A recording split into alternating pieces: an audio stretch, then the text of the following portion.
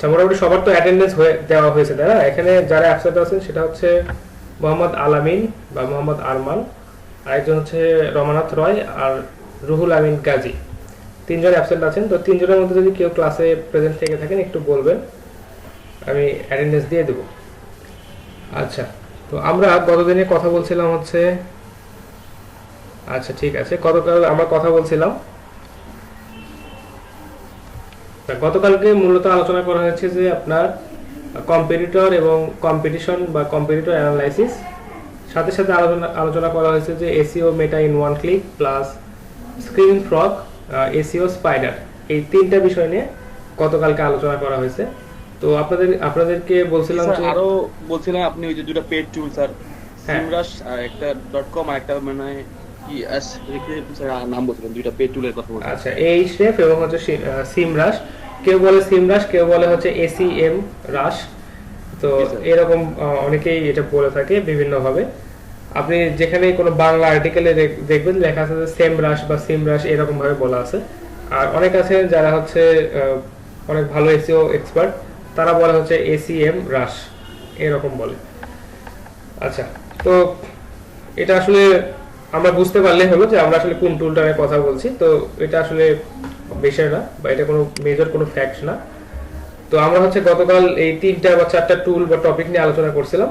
তো আজকে মোটামুটি আমরা হচ্ছে ব্যাকলিঙ্ক বা দেখা যাচ্ছে যে এই বিষয়গুলো নিয়ে মোটামুটি একটা ক্লিয়ার কনসেপ্ট আপনাদের সামনে চলে আসছে। ব্যাকলিঙ্ক কিভাবে ক্রিয়েট করা যায়, কতগুলো পদ্ধতি আছে, অফ পেজ এসইও, এই বিষয়গুলো নিয়ে মোটামুটি একটা আইডিয়া আপনাদের সামনে চলে আসছে। বা লিঙ্কগুলো কিভাবে বিল্ডিং করলে ভালো হবে, ব্লক লিঙ্ক কিভাবে আপনারা চেক করবেন, এইগুলো মোটামুটি আপনাদের সামনে উপস্থাপন করা হয়েছে। তো এখন যে বিষয়টা, যে আসলে গুগলকে আমাদের খুব ভালোভাবে বুঝতে হবে গুগল আসলে কি চায়। অর্থাৎ আপনি একজনকে খুশি করতে চাচ্ছেন, বা তাকে খুশি করে বা তার নিয়ম মেনে তার সামনে আপনি একটা বিষয়কে উপস্থাপন করতে যাচ্ছেন, তাহলে আপনাকে অবশ্যই বুঝতে হবে যে সেই ব্যক্তি আসলে কি চায়, বা উনি আসলে কি চায়, উনি কি বিষয়গুলো আমাদের এখান থেকে অ্যানালাইসিস করতে পারে, বা উনি কি বিষয়ে আমাকে প্রশ্ন করতে পারে। আমি পরিপাটি হয়ে তার সামনে গেলে বেশি প্রায়োরিটি পাবো, নাকি আমি হচ্ছে আমার আমার গুণাবলী তার সামনে উপস্থাপন করলে আমি তার সামনে বেশি প্রায়োরিটি পাবো। এই বিষয়গুলো, এই ধরনের বিষয়গুলো কিন্তু অবশ্যই আছে। তো গুগলের সামনে যখন আমরা কোনো একটা ওয়েবসাইটকে উপস্থাপন করব, বা গুগলকে যদি আমরা বুঝাতে চাই যে হ্যাঁ আমাদের এই ওয়েবসাইটটা অনেক অনেক ভালো, তাহলে আমাদের কি কি বিষয়ে খেয়াল রাখতে হবে, এই বিষয়গুলো নিয়ে আজকে একটু আলোচনা করব। এবং এই বিষয়টার নাম হচ্ছে গুগল ফ্যাক্টরস, বা দেখা যাচ্ছে যে ranking factors. Search engine ranking factor বলে কেউ, কেউ বলে গুগল র্যাঙ্কিং ফ্যাক্টর, কেউ বলে শুধু র্যাঙ্কিং ফ্যাক্টর। তো অনেকেই অনেকভাবে বলে বিষয়টা এসইওর জগতে। তবে এই যে র্যাঙ্কিং যে ফ্যাক্টরগুলো আছে, এগুলো মোটামুটি 200 থেকে 210টার মধ্যে এই র্যাঙ্কিং ফ্যাক্টর আছে, এবং প্রতিদিনই প্রায় র্যাঙ্কিং ফ্যাক্টরগুলো আপডেট হচ্ছে, নতুন নতুন র্যাঙ্কিং ফ্যাক্টর যুক্ত হচ্ছে। এগুলোর ট্রায়াল চলতেছে, আপডেট আসতেছে। যদি এটা থেকে বেটার একটা আউটপুট পাওয়া যায়, তারা এই র্যাঙ্কিং ফ্যাক্টরগুলোকে কনসিডার করছে, এবং প্রত্যেকটা ওয়েবসাইটের ক্ষেত্রে তারা এগুলো চেক করে করে দেখছে। আচ্ছা, আর এইটার যে মূল কারণটা হচ্ছে যে র্যাঙ্কিং ফ্যাক্টরগুলো চেক করে আমরা যদি কোনো একটা ওয়েবসাইটকে র্যাঙ্ক করাই, তাহলে অবশ্যই সেই ওয়েবসাইটটা হবে একদম সবচাইতে ভালো মানের, এবং তার গুণগত মান হবে একদম বেস্ট, এবং সেই ওয়েবসাইটটাই সাধারণত গুগলের সামনের পেজে চলে আসে, একদম সার্চে প্রথমে চলে আসে। তো আমাদেরকে একটু এই র্যাঙ্কিং ফ্যাক্টরগুলো সম্পর্কে জানতে হবে, কারণ র্যাঙ্কিং ফ্যাক্টরগুলো যদি না জানি, তাহলে আমরা আসলে আমাদের ওয়েবসাইটগুলোকে সেইভাবে উপস্থাপন করতে পারবো না। কারণ বিষয়টা হচ্ছে যে আমরা র্যাঙ্কিং ফ্যাক্টরগুলো জানলাম, সেইভাবে গুগলের সামনে আমাদের ওয়েবসাইটটাকে উপস্থাপন করলাম, তাহলে অবশ্যই আমাদের ওয়েবসাইটের সামনের দিকে আসার পসিবিলিটি অনেক অনেক বেশি। আর আমরা শুধু জানলাম না যে আমাদের রিকোয়ারমেন্টটা কি, আমরা জাস্ট কাজ করে গেলাম আমাদের ওয়েবসাইটটাকে সুন্দরভাবে সাজাতে, ডিজাইন করতে, এখানে ভালোভাবে কিওয়ার্ড ইউজ করলাম, এখানে কি ধরনের ডোমেন ইউজ করতে হবে, এই বিষয়গুলো সম্পর্কে কোনো কিছু না জেনে আমরা জাস্ট কাজ করে গেলাম। দেখা যাচ্ছে আলটিমেটলি ওইখান থেকে কিছু একটা জিনিস আমাদের বাদ পড়ে যাবে, মিসিং হয়ে যাবে, বা গুগলের র্যাঙ্কিং ফ্যাক্টরের সাথে ওটা মিলবে না। তো অবশ্যই আমাদেরকে গুগলের র্যাঙ্কিং ফ্যাক্টরগুলো সম্পর্কে আইডিয়া রাখতে হবে। আচ্ছা, গুগলের মোটামুটি এখন কতগুলো র্যাঙ্কিং ফ্যাক্টর আছে কেউ বলতে পারবেন এক্স্যাক্টলি যে নাম্বারটা? আমি বলছি 200 থেকে 210টার মতো আছে। তো এক্সাক্ট যে ফিগারটা এটা কেউ বলতে পারবেন কিনা, কারো আইডিয়া আছে? নাইম ইসলাম?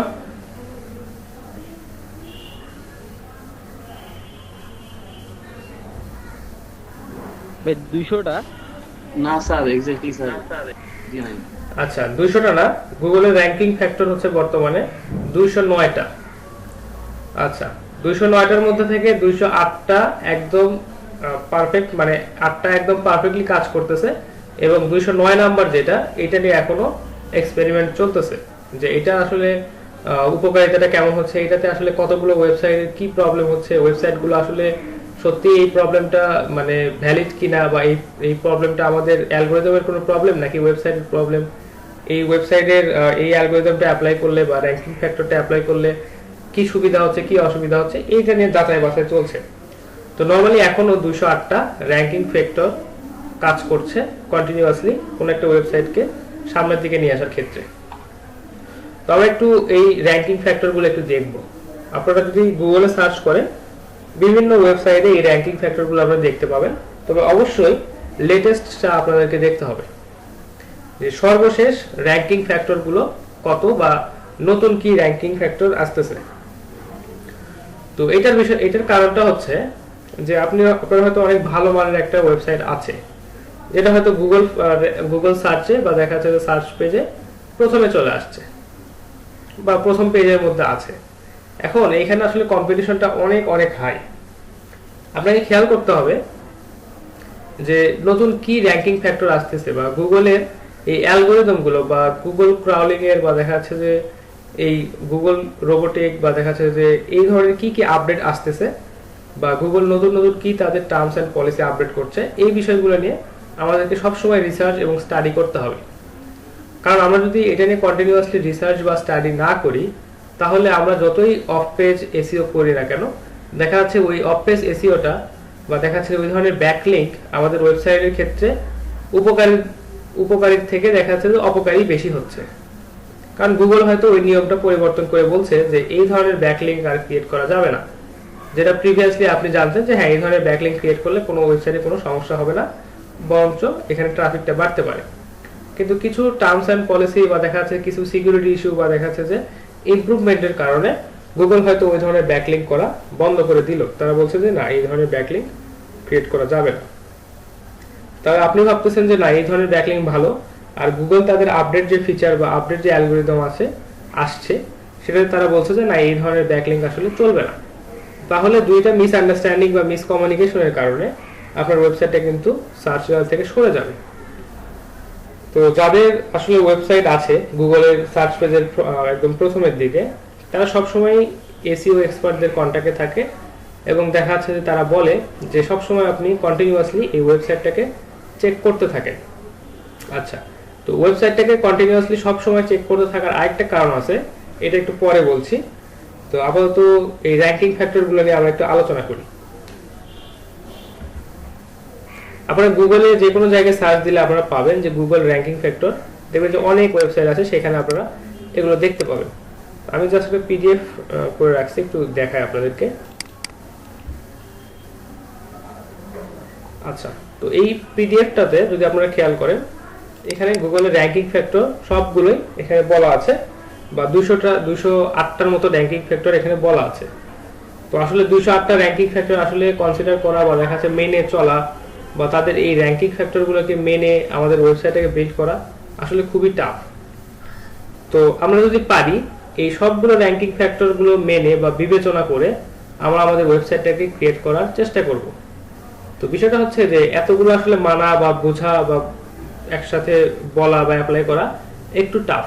কিন্তু দেখা যাচ্ছে আপনারা যদি লং টার্ম চিন্তা ভাবনা থাকে বা দেখা যাচ্ছে যে আপনার যদি বড় প্ল্যানিং থাকে যে না আমি এই ওয়েবসাইটটাকে একদম গুগলের প্রথম সার্চ রেজাল্টে নিয়ে আসবো, তো তাহলে আপনি এইভাবে কাজগুলোকে কন্টিনিউ করবেন এবং দেখা যাচ্ছে প্রতিদিনই এই র্যাঙ্কিং ফ্যাক্টরগুলোকে আপনি চেক করে করে দেখতে হবে যে এই র্যাঙ্কিং ফ্যাক্টর এবং হচ্ছে আমার ওয়েবসাইটের সাথে সম্পূর্ণ মিল আছে কিনা। আচ্ছা, তো র্যাঙ্কিং ফ্যাক্টর এগুলো অ্যানালাইসিস করার কেন প্রয়োজন এই বিষয়টা বুঝতে পারলেন আপনারা, যে র্যাঙ্কিং ফ্যাক্টর আসলে আমরা কেন অ্যানালাইসিস করব।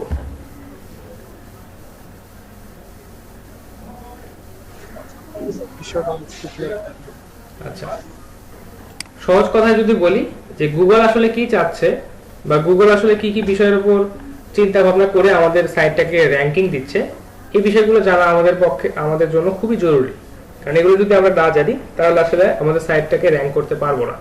বা দেখা যাচ্ছে যে আমরা এসইও করছি, আচ্ছা দেখা যাচ্ছে আমরা এসইও করছি আমাদের বেটারমেন্টের জন্য বা আমাদের ওয়েবসাইটের ভালোর জন্য, কিন্তু সেটা হিতে বিপরীত হয়ে যাচ্ছে। তো এই কারণে আসলে জেনে বুঝে দেন কাজটা করা আমাদের জন্য বেশি গুরুত্বপূর্ণ।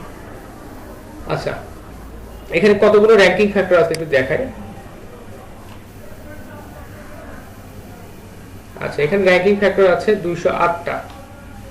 তো আমাকে যদি বলা হয় 208টা র্যাঙ্কিং ফ্যাক্টর বলেন, আমি নিজেও বলতে পারবো না। বা দেখা যাচ্ছে যত বড় এসইও এক্সপার্টই হোক, তার হয়তো সে হয়তো এট এ টাইম এই 208টা র্যাঙ্কিং ফ্যাক্টর একসাথে সে বলতে পারবে না, সম্ভব না। তো সে যতই প্র্যাকটিস করুক বা আমি যতই প্র্যাকটিস করি, আসলে 208টা এই ধরনের র্যাঙ্কিং ফ্যাক্টর একসাথে আপনাদেরকে বলা বা বোঝানো পসিবল না। কিন্তু এখান থেকে মেইন যে বিষয়গুলো আছে, যে মেইন যে টপিকগুলো আছে, এগুলো আমি আপনাদেরকে বোঝানোর চেষ্টা করব।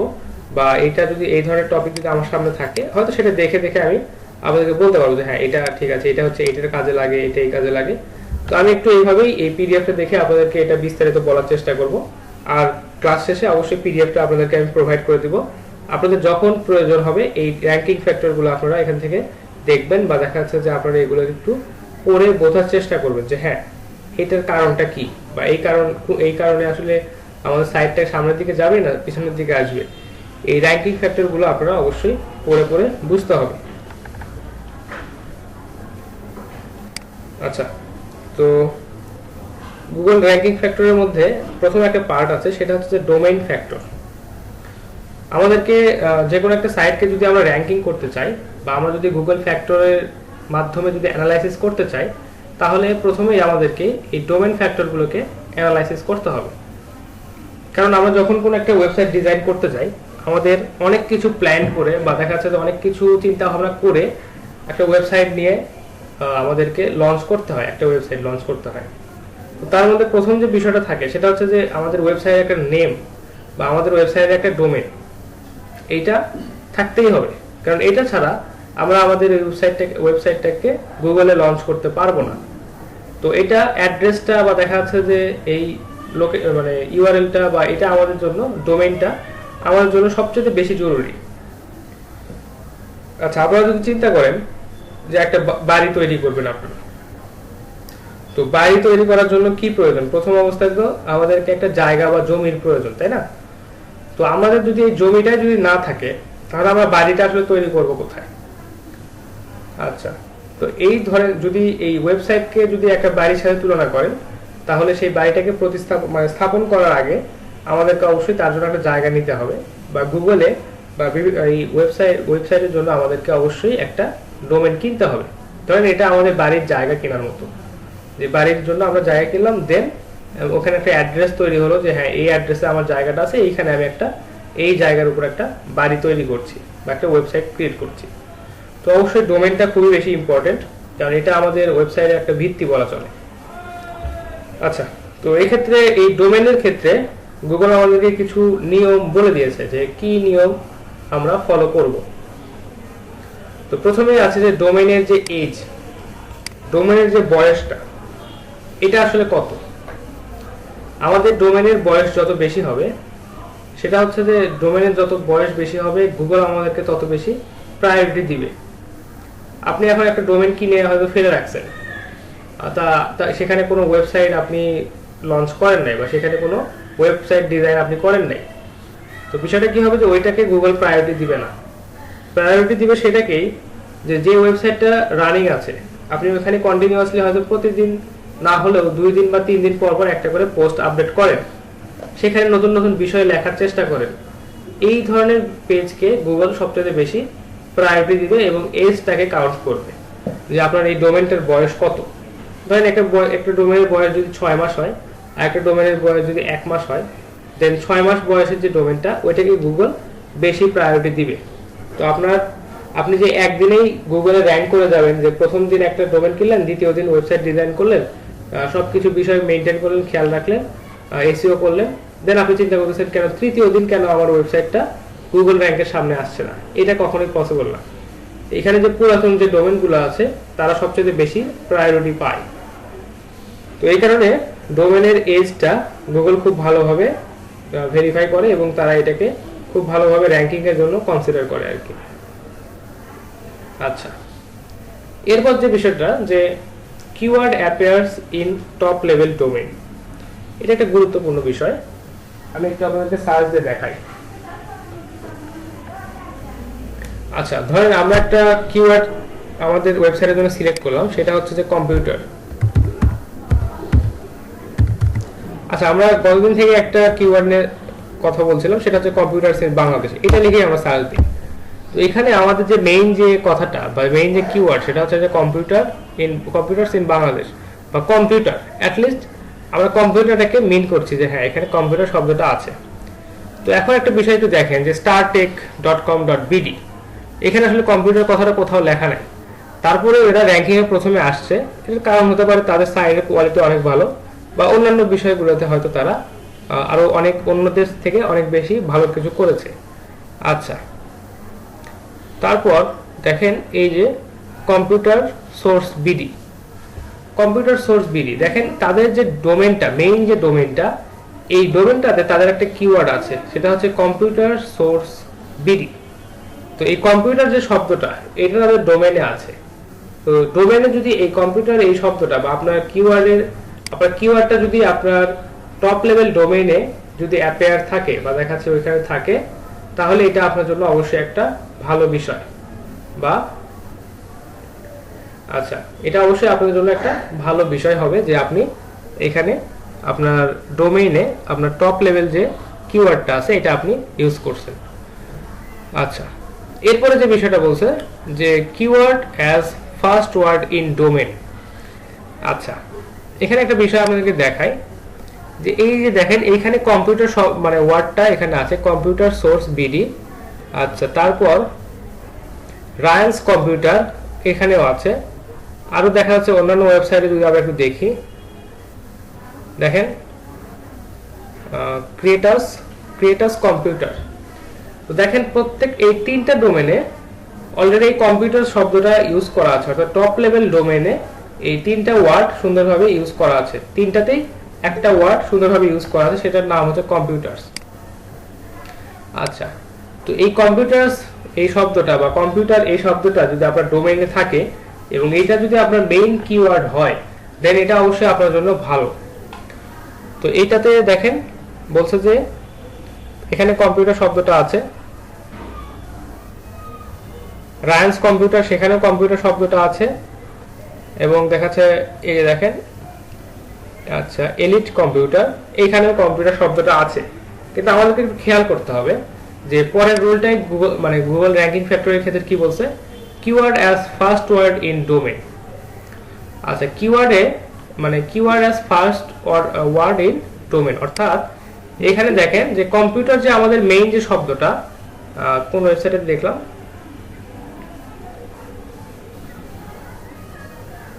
এটাতে দেখেন কম্পিউটার সোর্স বিডি, অর্থাৎ ডোমেনের যে ফার্স্ট ওয়ার্ড কম্পিউটার।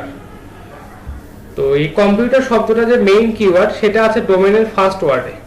আর আপনারা যদি রায়ান্স কম্পিউটারে যদি যান, এখানে কম্পিউটার শব্দটা অবশ্যই আছে, কিন্তু এই শব্দটা আছে সেকেন্ড ওয়ার্ড হিসেবে। আচ্ছা, তো এই বিষয়টা আমাদেরকে খেয়াল রাখতে হবে যে এই কম্পিউটার যেটা আমাদের মেইন কিওয়ার্ড, এটা যদি আমাদের ডোমেইনের প্রথম ওয়ার্ড হয়, তাহলে এটা আমাদের জন্য আরো বেশি উপকারী হবে বা আমাদের র্যাঙ্কিং এ আসতে বেশি সাহায্য করবে। তো এখানে দেখেন আমাদের এই ডোমেনটাতে কম্পিউটার যেটা আমাদের কিওয়ার্ড বা মেইন শব্দ সেটা আছে, এবং কিন্তু সেটা সেকেন্ড ওয়ার্ড হিসেবে আছে। এবং এই পাশের যে এই যে দেখেন কম্পিউটার সোর্স বিডি, তো এটা আবার আছে প্রথম ওয়ার্ড হিসেবে, এখানে মেইন কিওয়ার্ডটা ইউজ করা হয়েছে। তো এই বিষয়টা এখানে বলা হয়েছে যে keyword as first word in domain, keyword as first word in domain. আচ্ছা, এরপরে যে বিষয়টা আছে সেটা হচ্ছে যে domain registration time. Domain registration time বলতে যে আমরা নরমালি যখন কোনো একটা ডোমেইন কিনি, সেই ডোমেইনটাকে আমরা একটা নির্দিষ্ট মেয়াদের জন্য আমরা রিনিউ করে নিই, বা দেখা যাচ্ছে যে আমরা নির্দিষ্ট একটা মেয়াদের জন্য তার একটা হোস্টিং নিয়ে নিই। তো আমরা যতদিনের জন্য এই ডোমেইনটাকে রেজিস্ট্রেশন করব, যে আমরা হয়তো 6 মাসের জন্য একটা ডোমেনকে রেজিস্ট্রেশন করছি, তো গুগল হয়তো ভাবতে পারে যে এই রেজিস্ট্রেশনটা যেহেতু 6 মাস চলমান আছে, এই ওয়েবসাইটের ইউজার বা এই ওয়েবসাইটের যিনি মালিক আছেন উনি হয়তো 6 মাস পর্যন্ত এই কার্যক্রমটা চালু করবে, মানে চালু রাখবেন।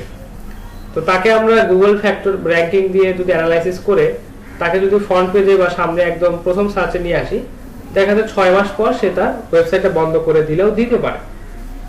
তো এখন আমরা যে কাজটা করব, যদি আমাদের লং টার্ম চিন্তা ভাবনা থাকে তাহলে অবশ্যই মিনিমাম 3 বছরের মতো ডোমেনের রেজিস্ট্রেশন এবং হোস্টিংটা নিয়ে রাখার চেষ্টা করব। এটাকে গুগল খুব ভালোভাবে দেখে যে আপনার অলরেডি অনেক দিনের জন্য রেজিস্ট্রেশন করা আছে এবং সে আপনাকে প্রায়োরিটি দিবে, কারণ আপনি এখানে লং টার্ম চিন্তা ভাবনা নিয়ে গুগলে আসছেন। তো আপনার সাইটটা যদি র্যাঙ্কিং করে সামনে চলে আসে এবং বাকি সব ডিটেলস বা দেখা যাচ্ছে বাকি সব ফ্যাক্টরগুলো যদি সব ঠিকঠাক থাকে, তাহলে গুগল আপনাকে বেশি প্রায়োরিটি দিবে, কারণ আপনি এখানে লং টার্ম চিন্তা ভাবনা নিয়ে আসছেন এবং যারা আপনার ওয়েবসাইট থেকে উপকৃত হবে তারা অনেক দীর্ঘ সময় যাবত আপনার ওয়েবসাইটটাকে ভিজিট করতে পারবে। এই কারণে ডোমেনের রেজিস্ট্রেশনটা বৃদ্ধি করা বা দেখা যাচ্ছে যে বেশি সময়ের জন্য নেওয়া এটা অনেক গুরুত্বপূর্ণ এবং দেখা যাচ্ছে যে গুগলের কাছে এটা অনেক ভালোভাবে সমাদৃত। আচ্ছা, কিওয়ার্ড ইন সাবডোমেন। আচ্ছা, সাবডোমেনের বিষয়টা একটু বলি, যে আমরা যখন একটা ডোমেন কিনি সেই ডোমেনের আমরা আবার সাবডোমেন ইউজ করতে পারি। যেমন আপনারা এখানে যদি একটা সাবডোমেন একটা ডোমেন যদি চিন্তা করেন, যে এই যে ডোমেনটা কম্পিউটার সোর্স বিডি, এই যে ডোমেনটা আছে, এই ডোমেনটার একটা সাবডোমেন আপনারা ক্রিয়েট করবেন। তো সাবডোমেনগুলো আসলে কি রকম হয়, যে অনেক সময় আপনারা দেখবেন যে এইভাবে সাবডোমেন আপনারা অলরেডি পাইছেন, যে business.computersourcebd.com এই ধরনের ডোমেন কিন্তু আপনারা অলরেডি দেখে আসছেন। যে তারপর আবার এরকম ছিল যে হচ্ছে blog.computersourcebd.com, business.computer আর অন্যান্য আরো অনেক ওয়েবসাইটে কিন্তু আপনারা এরকম দেখে আসছেন। তো এইগুলোকে হচ্ছে সাবডোমেন। তো আপনার যদি সাবডোমেন যদি আপনি ক্রিয়েট করেন, একটা ওয়েবসাইট থেকে যদি আপনি সাবডোমেন ক্রিয়েট করেন, দেন আপনাকে এইখানেও কিওয়ার্ড রাখতে হবে। আপনার এই সাবডোমেনটাতেও আপনার মেইন কিওয়ার্ডটাকে অবশ্যই রাখতে হবে। এটাই বলছে যে কিওয়ার্ড ইন সাবডোমেন। আচ্ছা, এরপর যেটা আছে এটা একটু গুরুত্বপূর্ণ, যে ডোমেইনের যে হিস্ট্রিটা আছে। ডোমেনের হিস্ট্রিটা হচ্ছে যে আপনি হয়তো একটা ডোমেন আপনার মতো করে তৈরি করে নিচ্ছেন, বা দেখা যাচ্ছে একটা নতুন ডোমেন আপনি এটা কিনছেন বা সেটার হোস্টিং নিচ্ছেন, বা দেখা যাচ্ছে যে অনেক দীর্ঘ সময়ের জন্য রেজিস্ট্রেশন করছেন। সেক্ষেত্রে আসলে হিস্ট্রি চেক করার মতো কিছু নাই, কারণ আপনি একটা নতুন একটা ডোমেন নিজের মতো করে তৈরি করে নিচ্ছেন, যেটা এর আগে কেউ ব্যবহার করে নাই। কিন্তু অনেক সময় এমন আছে যে পুরাতন ডোমেন আমরা কিনি, বা দেখা যায় একটা ডোমেনের মেয়াদ শেষ হয়ে গেছে, ওনার ওই ডোমেনের ওনার আর সেটাকে ইউজ করছে না, সেটা আর হচ্ছে ভ্যালিডিটি নাই।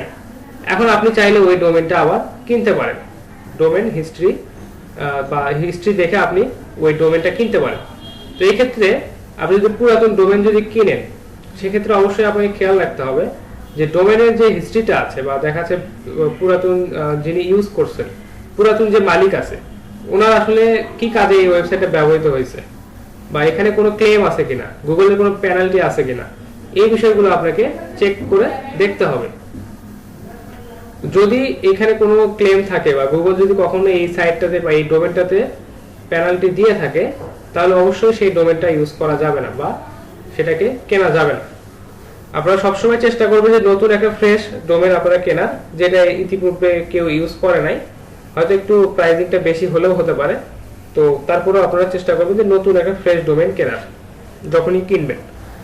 আর এটা অবশ্যই গুগল কনসিডার করে, এবং গুগল আপনাদেরকে যদি আপনি ফ্রেশ ডোমেন বা দেখাচ্ছে যে কোনো পেনাল্টি পায় না এরকম কোনো ডোমেন যদি আপনি কেনেন, সেটা অবশ্যই গুগল আপনাকে সামনের দিকে নিয়ে আসতে অনেক বেশি হেল্প করবে।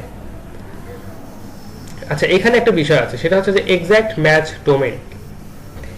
এক্সাক্ট ম্যাচ ডোমেন বলতে, যে এক্সাক্ট ম্যাচ ডোমেন আপনি হয়তো বলছেন কম্পিউটার ইন বাংলাদেশ। এখন আপনি ডোমেনটার নাম দিলেন computer.com.bd বা দেখা যাচ্ছে computer.com, এই ধরনের একটা এক্সাক্ট ম্যাচ আপনি দিলেন। তো কম্পিউটার তো আপনি সেল করেন, কম্পিউটার তো আর আপনি বানান না, বা দেখা যাচ্ছে কম্পিউটার তো আপনি ম্যানুফ্যাকচারার না, বা আপনার তো কোনো প্রতিষ্ঠান নাই যেটা আসলে কম্পিউটার বা এই ধরনের বিষয় ল্যাপটপ ম্যানুফ্যাকচার করে।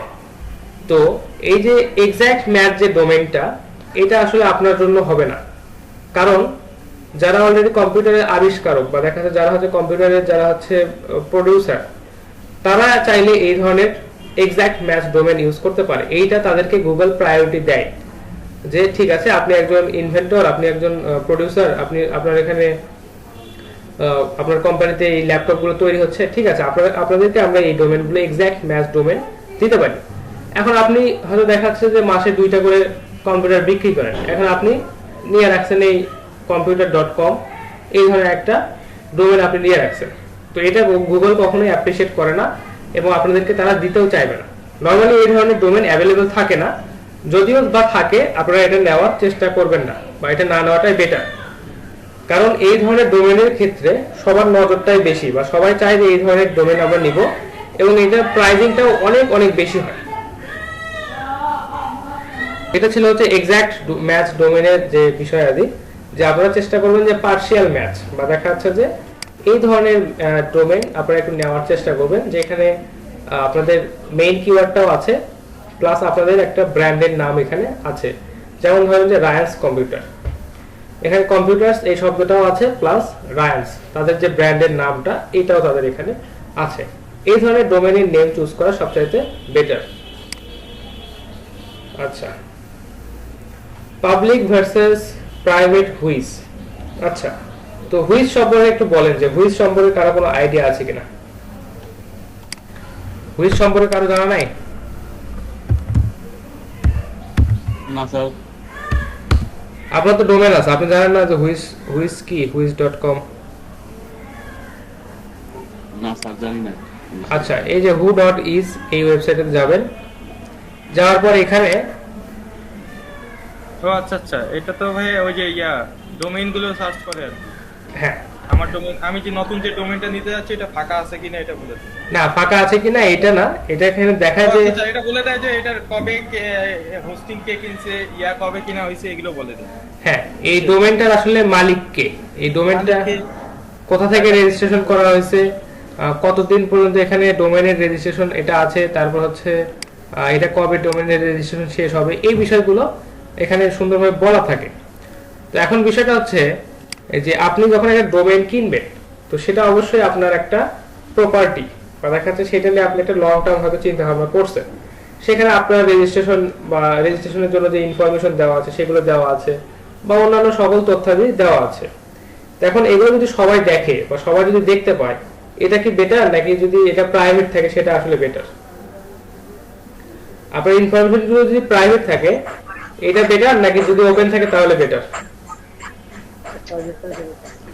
আচ্ছা ঠিক আছে, প্রাইভেটটাই সবসময় বেটার।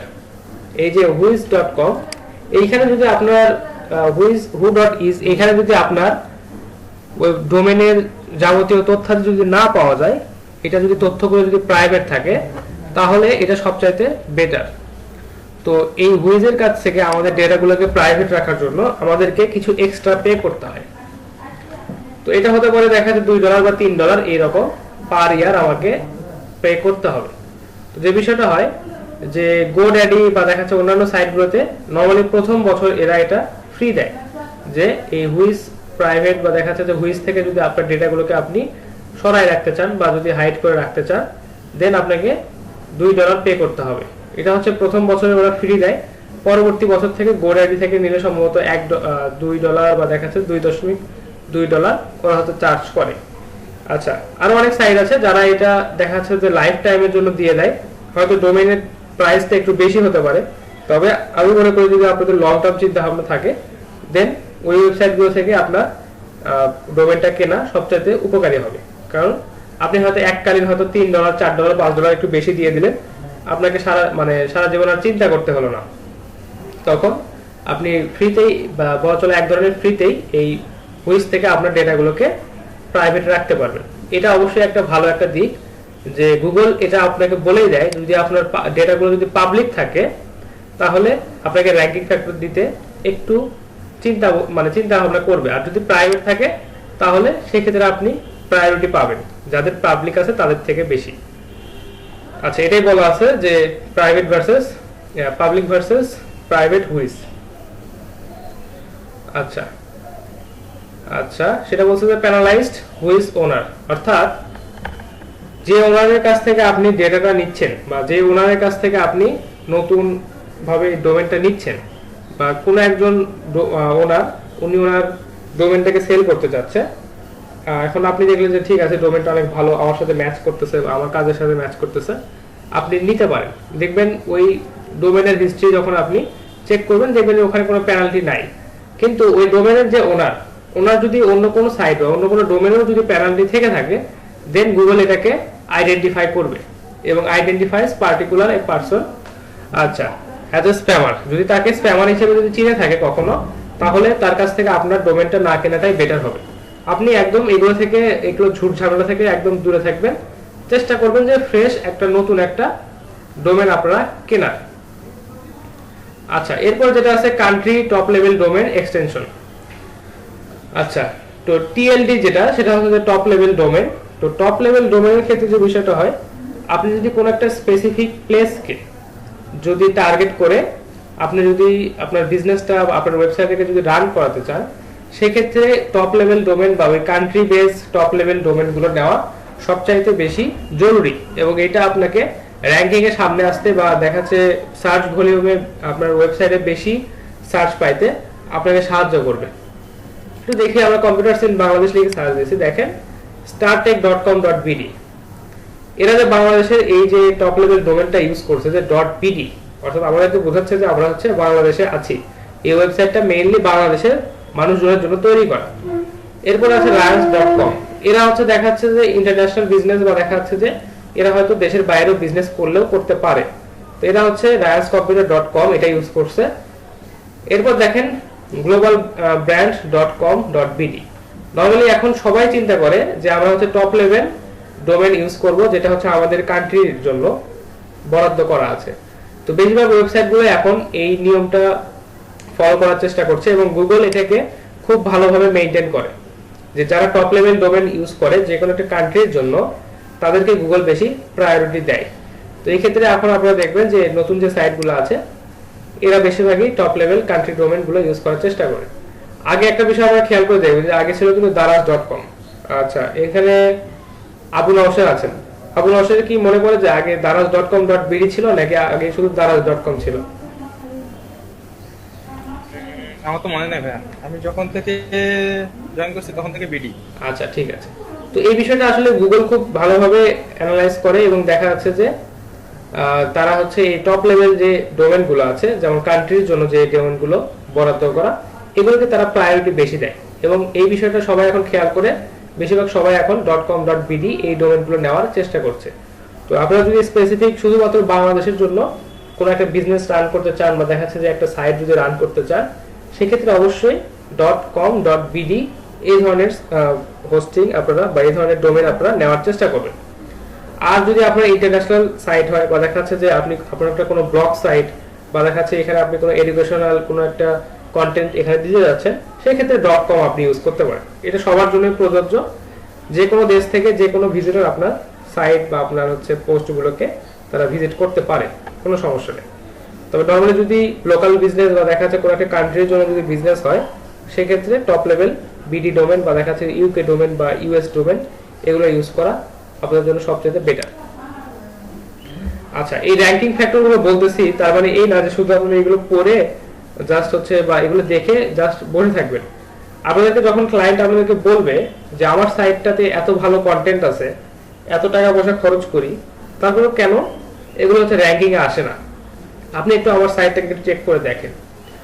তখন আপনাদেরকে এইভাবে মিলায়ে বা দেখা যাচ্ছে যে এতগুলো 208টা ফ্যাক্টর যদি আপনার মনে নাও থাকে, হয়তো আপনি এই শীটটা থেকে দেখে তার ওয়েবসাইটে গিয়ে চেক করলেন যে এই ধরনের বিষয়ে সবকিছু ঠিকঠাক আছে কিনা। তো এটা হচ্ছে তখন আপনারা ইউজ করবেন যে কেউ যদি আপনাদেরকে বলে অ্যাজ এ এসইও এক্সপার্ট আপনি একটু দেখেন যে আমার ওয়েবসাইটটাতে কোথায় প্রবলেম, এত টাকা পয়সা খরচ করছি, এত এসইও করতেছি, এত ব্যাকলিং করছি, কাজ কেন হচ্ছে না। তো তখন অবশ্যই আপনাদেরকে এই বিষয়গুলো বা এই ফ্যাক্টরগুলো অ্যানালাইসিস করে তাকে বলতে হবে যে এইভাবে যদি আপনি করতেন বা এইভাবে যদি আপনি প্ল্যান করেন, তাহলে আপনার ওয়েবসাইটটা ইনশাআল্লাহ একদিন সাকসেসফুল হবে, বা এখানে এই প্রবলেমটার কারণে আপনার ওয়েবসাইটটা এত কিছু করার পরেও সামনের দিকে আসছে না।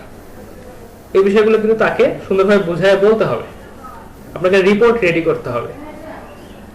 আচ্ছা, তো এইগুলো ছিল, এই প্রথম 10টা ছিল হচ্ছে আপনার ডোমেন ফ্যাক্টর, বা দেখা যাচ্ছে ডোমেন নিয়ে যে যাবতীয় বিষয় আদি খেয়াল রাখতে হবে সেই ধরনের কিছু কথাবার্তা। তো এরপরে যেটা আছে যে পেজ লেভেল ফ্যাক্টরস, অর্থাৎ পেজ লেভেল, অর্থাৎ আমাদের ওয়েবসাইটের যে পেজ আছে এই পেজটাতে আমরা কি কি বিষয় বা কি কি ফ্যাক্টর আমরা অ্যানালাইসিস করব। আচ্ছা, তো প্রথমটাতে বলা হয়েছে, আচ্ছা কেউ কিছু বলবেন, কোনো প্রশ্ন? আচ্ছা, তো এই ডোমেন ফ্যাক্টরগুলো নিয়ে যদি কারো কোনো প্রশ্ন থাকে একটু আমাকে বলেন, আমি প্রয়োজন পড়লে আবার ওটাকে রিপিট করব। কোনো প্রশ্ন না থাকলে সেটা একটু বলতে হবে।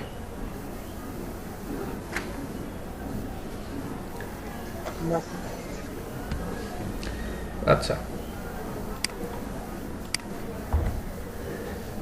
আচ্ছা, তাহলে আমরা পরের পার্টটাতে যাই, সেটা হচ্ছে যে পেজ লেভেল ফ্যাক্টরস, অর্থাৎ আমাদের ওয়েব পেজে কি কি ফ্যাক্টর আমাদেরকে কনসিডার করতে হবে বা কি কি ফ্যাক্টর আমাদেরকে খেয়াল রাখতে হবে। তো প্রথমে হচ্ছে যে কিওয়ার্ড ইন টাইটেল ট্যাগ। আচ্ছা, আপনাদের যে কিওয়ার্ডটা হবে, আপনাদের ওয়েবসাইটে যে মেইন যে কিওয়ার্ডটা হবে সেই কিওয়ার্ডটা অবশ্যই টাইটেলের মধ্যে থাকতে হবে। আচ্ছা, এখানে বলছে it is not as important. আচ্ছা ঠিক আছে,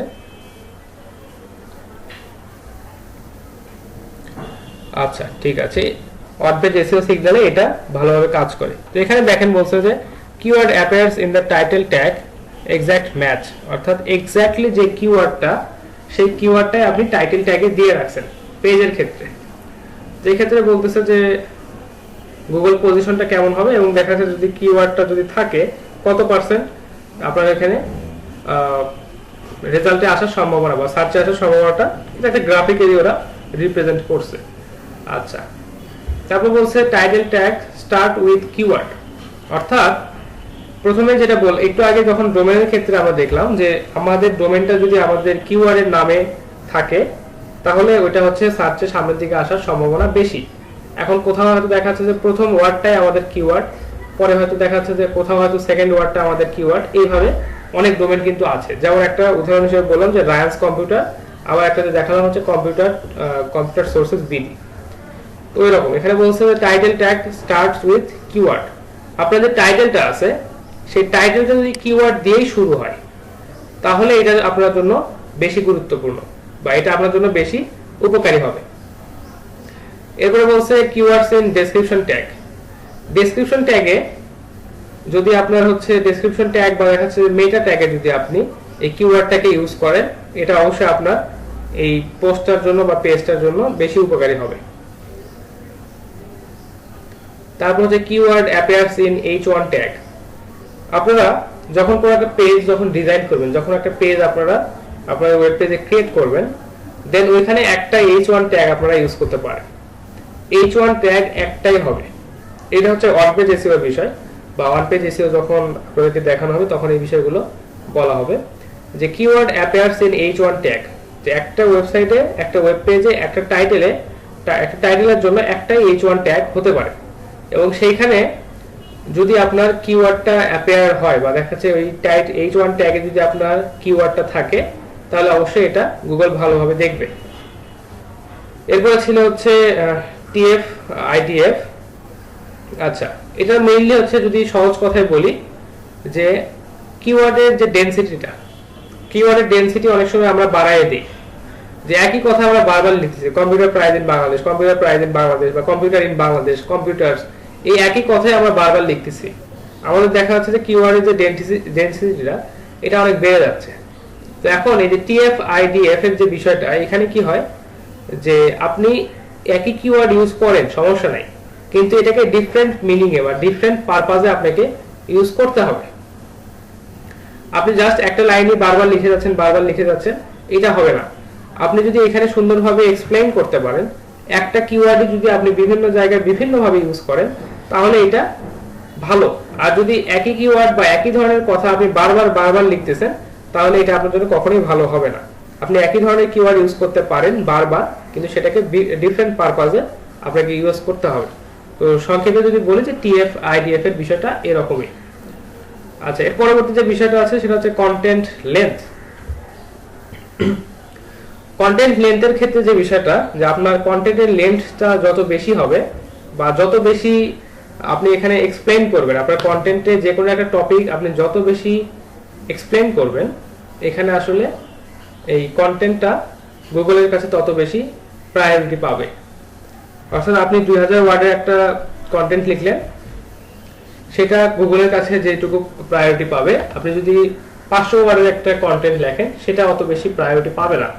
তবে অবশ্যই আপনি 2000 লিখেন আর 3000 লিখেন, সেইখানে কিওয়ার্ডটাকে যথাযথভাবে মেনটেন করতে হবে, যে কতবার আপনি কিওয়ার্ডটা ইউজ করতেছেন এবং সেইখানে কিওয়ার্ডের ডেনসিটি কেমন, এবং আপনি যে যত বড় কন্টেন্ট লিখেন না কেন সেই কন্টেন্টটা কোয়ালিটিটা কেমন, এটা অবশ্যই ভালো হতে হবে। যদি কন্টেন্টের কোয়ালিটি ভালো না হয় তাহলে অন্য কোনো ফ্যাক্টরি এখানে কাজ করবে না। যেমন টিএফ আইডিএফ এর কথা বললাম, যদি আপনার কন্টেন্টটা ভালো মানের না হয় আপনি এখানে কখনো এটাকে সামনের দিকে নিয়ে আসতে পারবেন না। আচ্ছা, এখানে দেখেন একটা বিষয় বলছে যে কন্টেন্টে দেখেন কন্টেন্ট টোটাল ওয়ার্ড কাউন্ট। এখানে যেটা আমি বললাম যে 2000 যদি হয়, 2000 ওয়ার্ডের কন্টেন্ট যদি লেখেন আপনি, সেটাতে গ্রোটা আসলে অনেক বেশি, বা সেটা আসলে গুগলের পজিশনে সামনের দিকে আসার পসিবিলিটি সবচেয়ে বেশি। ধরেন আপনি একটা 2000 ওয়ার্ডের একটা কি আপনি হচ্ছে টাইটেল লিখছেন, 2000 ওয়ার্ডের একটা আর্টিকেল লিখছেন, সেটা থাকবে সার্চে 2 এ, আর আপনি দেখা যাচ্ছে যে যদি 1800 1900 এই ধরনের একটা মেজার করে যদি বা 2000 এর কাছাকাছি ওয়ার্ডের যদি একটা আপনি আর্টিকেল লেখেন, সেটা অবশ্যই তার সামনে থাকবে। তো ম্যাক্সিমাম 2000 বা তার 1900 থেকে 2000 ওয়ার্ডের মধ্যে টাইটেল আপনার হচ্ছে আর্টিকেলটাকে রাখার চেষ্টা করতে হবে, কন্টেন্টটাকে 1900 থেকে 2000 ওয়ার্ডের মধ্যে রাখার চেষ্টা করতে হবে। আর দেখেন এইদিকে এখানে আপনার হচ্ছে কন্টেন্টের ওয়ার্ডের সংখ্যা যত কমে যাবে, এটা হচ্ছে আপনি তত পিছনের দিকে আসবেন। দেখেন এটা হচ্ছে মোটামুটি 1750 এর মতো ইন্ডিকেট করতেছে এই গ্রাফ থেকে, যে 1750টার মতো ওয়ার্ড ইউজ করে যদি আপনি একটা কন্টেন্ট লিখেন, সেটা থাকবে গুগলের 10 নাম্বার সার্চে। এবং যদি আপনি এখান থেকে যদি 1950টা ওয়ার্ড ইউজ করে যদি আপনি একটা আর্টিকেল যদি লেখেন বা দেখা যাচ্ছে একটা কন্টেন্ট যদি লিখেন, সেটা অবশ্যই 1 নম্বরে থাকবে। তো এই যে কন্টেন্টের ওয়ার্ডের যে রেঞ্জটা, এটা আপনাদেরকে অবশ্যই সুন্দরভাবে মেইনটেইন করতে হবে। এটা অবশ্যই গুগলের সার্চের সামনের দিকে আসতে আপনাদেরকে হেল্প করে। তবে অবশ্যই এখানে আপনি আবার চিন্তা করেন না যে 2000 ওয়ার্ডের কন্টেন্ট লিখতে হবে, একটু কিছু কপি পেস্ট করে বসাই দিই, কখনোই সম্ভব না। আপনার কন্টেন্ট তখন আর এই রুল বা এই ফ্যাক্টর ফলো করবে না। অবশ্যই ইউনিক কন্টেন্ট হতে হবে, সুন্দরভাবে বিষয়টাকে এক্সপ্লেন করে লিখতে হবে। গুগল আসলে একটা বিষয় চায় যে আপনি যখন কোনো কিছু লিখছেন, আপনি যখন কোনো একটা ব্লগ যখন আপনি লিখছেন, তখন সেখান থেকে যেন রিডার বা যিনি হচ্ছে ভিউয়ার আছেন বা যিনি আপনার সাইটটা ব্রাউজ করছেন, উনি যাতে একদম স্পষ্ট ধারণা পায়, উনি যাতে আরেকটা ওয়েবসাইটে ফিরে না যায়। যে আপনি এখানে হয়তো কিছু একটা লিখে রাখছেন যে গুগল পজিশনিং বা গুগল পজিশন বা দেখা যাচ্ছে সোশ্যাল মিডিয়া, এই ধরনের কোনো একটা কথা লিখে রাখছে, কে এখন গুগল পজিশনিং বোঝে না, সে আবার দেখা যাচ্ছে অন্য একটা আবার গুগলে সার্চ করবে, কোনো একটা অন্য একটা সাইটে গিয়ে সে দেখবে যে গুগল পজিশনিং এর বিষয়টা আসলে কি। তো আপনার ওয়েবসাইট থেকে যে একটা ট্রাফিক চলে গেল, একটা ভিজিটর চলে গেল, এটা গুগলও চায় না। সে চায় আপনি যাতে পরিপূর্ণ একদম সম্পূর্ণ সুন্দরভাবে একটি কন্টেন্ট রেডি করেন, যেটা পড়ে বা যেটা কোনো ভিউয়ারের সামনে গেলে উনি যাতে ওটা পড়ে সুস্পষ্ট ধারণা এখান থেকে পায়। গুগল নিজেও এটা চায়। আচ্ছা, আরেকটা বিষয় গুরুত্বপূর্ণ, সেটা হচ্ছে টেবিল অফ কন্টেন্টস। এখানে আপনি যদি কন্টেন্ট গুলো লিংক করে টেবিলে রাখেন বা সুন্দরভাবে টেবিলে আপনি এই কন্টেন্ট গুলোকে সাজিয়ে সাজিয়ে রাখেন, এটা আপনাকে এই পেজটাকে গুগল খুব সহজেই এবং ভালোভাবে বুঝতে পারে। এখন দেখা যাচ্ছে যে আপনার যে এই পেজটাতে কোনো টেবিল ক্রিয়েট করা নাই, বা দেখা যাচ্ছে যে কোনো সেকশন ওয়াইজ এটাকে ভাগ করা নাই। আপনি জাস্ট এখানে কোডিং লিখছেন, দেখা যাচ্ছে যে মার্জিন, প্যাডিং বা পজিশনিং দিয়ে সবগুলো কন্টেন্ট ঠিকঠাক ভাবে মানে রাখছেন আর কি, মানে জোড়াতালি দিয়ে রাখছেন, কিন্তু গুগল এটাকে রিড করতে গুগলের প্রবলেম হবে। তো আপনি যদি টেবিলটাতে বা দেখা যাচ্ছে একটা কন্টেন্ট গুলোকে যদি আপনি টেবিল বা ডিপ হিসেবে যদি সুন্দরভাবে অর্ডারলি যদি সাজান, তাহলে গুগল এটাকে খুব সহজেই রিড করতে পারে। আর গুগলকে যদি আপনি সহজে রিড করাতে পারেন, আর গুগল যদি রিড করে যদি বোঝে যে আসলে আপনার কন্টেন্টটা অনেক ভালো মানের এবং গুগল এখান থেকে সহজে রিড করতে পারছে, তাহলে গুগল অবশ্যই আপনাকে প্রায়োরিটি দিবে। সেখানে কিছু উদাহরণ বলা আছে। Table of contents. আচ্ছা, কিওয়ার্ডের যে ডেনসিটিটা আছে এটা হচ্ছে 0.2% থেকে 0.5%, অর্থাৎ 1000 ওয়ার্ডের যদি আপনি 1000 ওয়ার্ডের যদি আপনি আর্টিকেল লিখেন বা দেখা যাচ্ছে কন্টেন্ট রেডি করেন, সেখানে ম্যাক্সিমাম আপনি 2 বার আপনার কিওয়ার্ডটা ইউজ করতে পারেন। এটা সবচেয়ে বেস্ট প্র্যাকটিস। যদি 2000 ওয়ার্ডের আপনি যদি কন্টেন্ট লিখেন, সেক্ষেত্রে 3 বার ইউজ করবেন। আচ্ছা, তারপর যদি দেখা যাচ্ছে যে 4000 ওয়ার্ডের মতো লিখেন, তারপরে দেখা যাচ্ছে 3-4 বারের মতো আপনার যে মেইন যে কিওয়ার্ডটা এটা ইউজ করার চেষ্টা করবেন। কখনো চিন্তা করবেন না যে কিওয়ার্ড আমি বারবার লিখতেছি এটা মনে হয় যে গুগলে র‍্যাঙ্ক করে যাবে তাড়াতাড়ি। এটা কখনোই না। আপনাকে সবসময় সঠিক ওয়েতে আগাতে হবে।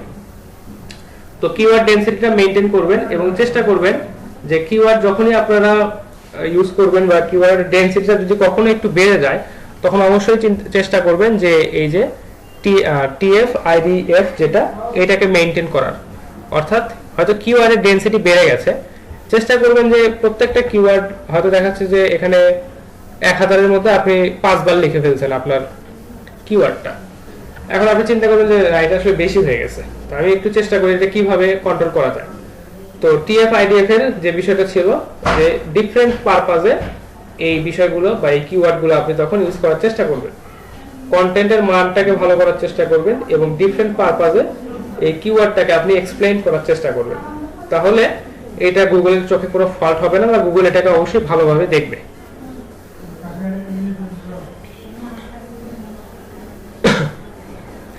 আচ্ছা, তারপর যেটা আছে সেটা হচ্ছে যে লেটেন্ট সিমেন্টিক ইন্ডেক্সিং কিওয়ার্ড। আচ্ছা, এখানে যে বিষয়টা যে আমি একটু এবং সংক্ষেপে সহজ কথায় আপনাদেরকে বলি যে এখানে একটা উদাহরণ দেওয়া আছে, অলরেডি বলছে যে Apple in the computer company versus Apple the fruit. আপনারা হচ্ছে একটা ব্র্যান্ডের নাম বিভিন্ন রকম হতে পারে। আমরা যদি অ্যামাজনের কথা চিন্তা করি, অ্যামাজন যদি আপনাদেরকে বলি যে অ্যামাজনটা আসলে কি, কেউ আমাকে বলবেন যে অ্যামাজন হচ্ছে একটা মানে একটা বন বা একটা হচ্ছে অরণ্য, বা দেখাচ্ছে অ্যামাজন একটা বিশাল একটা বনভূমি। আবার কেউ হয়তো বলবে যে না, অ্যাপেল হচ্ছে একটা ব্র্যান্ড যারা হচ্ছে আইফোন বানায়, যারা হচ্ছে অ্যাপলের প্রোডাক্ট, যেমন ধরেন যে ল্যাপ মানে ওদের বিভিন্ন ধরনের ইলেকট্রনিক্স প্রোডাক্ট ওদের আছে। তো দুইটা কিন্তু ডিফারেন্ট জিনিস। এখন অ্যামাজন হচ্ছে মার্কেট প্লেসও হতে পারে। আবার আচ্ছা এলএসআই বা ল্যাটেন্ট সিমেন্টিক ইন্ডেক্সিং সম্পর্কে যে বিষয়টা বলছিলাম, যে এখানে আপনাদেরকে যে কাজটা করতে হবে যে একই শব্দ ভিন্ন মিনিং এ ব্যবহার হতে পারে। এখানে যে এক্সাম্পলটা দেওয়া আছে Apple the computer company and Apple the fruit. তো অ্যাপল একটা ফলের নামও হতে পারে, অ্যাপল একটা কোম্পানির নামও হতে পারে। তো দেখা যাচ্ছে অনেকেই তাদের ব্র্যান্ড নেমটাকে প্রতিষ্ঠা করে বিভিন্ন বড় বড় আচ্ছা স্ক্রিন শেয়ার আচ্ছা। তো আপনাদেরকে আসলে স্পেসিফিক ভাবে বলতে হবে যে আপনারা আসলে অ্যাপল কোম্পানি নাকি আপনারা অ্যাপল একটা ফ্রুট। আপনারা এখানে আসলে আপনাদের ব্লগগুলোতে বা আপনাদের কন্টেন্টগুলোতে আসলে এটা অ্যাপল বলে আপনারা কি মিন করছেন। কেউ হয়তো অ্যামাজন নিয়ে একটা আর্টিকেল লিখতে পারে, তো এখানে অ্যামাজনটাকে আপনাকে স্পেসিফাই করতে হবে যে আসলে অ্যামাজনটা কি আপনি যে বন যেটা আছে সেটাকে, অ্যামাজন ফরেস্ট যেটা আছে সেটাকে মিন করছেন, নাকি অ্যামাজন যে মার্কেট প্লেস আছে সেটাকে আপনি মিন করছেন। এই বিষয়টা আপনাকে একদম সুন্দরভাবে সুস্পষ্টভাবে আপনাকে বলতে হবে, তাহলে অবশ্যই গুগল আপনাকে প্রায়োরিটি দিবে। আচ্ছা, এরপরে যেটা যে স্পেসিফিক এই আপনার হচ্ছে এলএসআই এর যে বিষয়টা বললাম যে লেটেন্ট সিমেন্টিক ইন্ডেক্সিং এর যে বিষয়টা, এটা যদি আপনার কিওয়ার্ড এবং হচ্ছে টাইটেল এন্ড ডেসক্রিপশনে যদি এটা আপনি স্পেসিফাই করেন বা দেখা যাচ্ছে যদি সুন্দরভাবে বলতে পারেন, দেন হচ্ছে আপনার এটা বেশি প্রায়োরিটি পাবে। যেমন আপনি হয়তো বললেন যে Apple computer price in Bangladesh, এটা এক ধরনের মিন করবে, এবং দেখা যাচ্ছে যে অ্যাপল প্রাইস ইন বাংলাদেশ এটা আবার দুইটা জিনিসকে মিন করবে। হতে পারে সেটা ফোন বা দেখা যাচ্ছে কম্পিউটার, হতে পারে সেটা ফ্রুট। এখন আপনি হয়তো ফ্রুট ক্যাটাগরিতে যে fruit Apple fruit price in Bangladesh, তাহলে কিন্তু এই তিনটা জিনিস কিন্তু স্পেসিফাই হয়ে গেল। এখন সরি দুইটা জিনিস স্পেসিফাই হয়ে গেল, একটা হচ্ছে Apple fruit price in Bangladesh এবং অ্যাপল ব্র্যান্ডের যে অ্যাপল ফোনের বা Apple computer price in Bangladesh, এই দুইটা যখন আপনি আলাদাভাবে বললেন তখন এটা কিন্তু স্পেসিফাই হয়ে গেল। এখন আপনি শুধু বললেন যে অ্যাপল প্রাইস ইন বাংলাদেশ, কেউ ভাবতে পারে এটা ফ্রুট, কেউ ভাবতে পারে এটা কম্পিউটার বা দেখা যাচ্ছে মোবাইল ফোন। তো এই কারণে আপনাকে সুন্দরভাবে এই যে আপনার যে টাইটেল বা দেখা যাচ্ছে যে ডেসক্রিপশন ট্যাগগুলোতে এটাকে সুন্দরভাবে স্পেসিফাই করতে হবে। এরপর যে বিষয়টা আছে page covers topic in depth. বিষয়টা হচ্ছে যে আপনার আপনি যে কন্টেন্টটা ক্রিয়েট করতেছেন বা যে পেজটা ক্রিয়েট করতেছেন, এই পেজটা বা এই কন্টেন্টটা যেন আপনার টপিককে একদম কমপ্লিটলি ডেসক্রাইব করে এ টু জেড, অর্থাৎ এটার উপকারিতা অপকারিতা কিভাবে কাজ করে, কিভাবে এটা আপনি ইউজ করতে পারেন, প্রাইসটা কেমন, অন্য জায়গায় প্রাইস কেমন, আপনি কি অফার দিচ্ছেন, কেন অফার দিচ্ছেন, কেন এত কম রাখতে পারতেছেন, এই ধরনের বিষয়গুলো একদম কমপ্লিটলি আপনার কন্টেন্টে যদি থাকে গুগল এটাকে বেশি প্রায়োরিটি দেয়।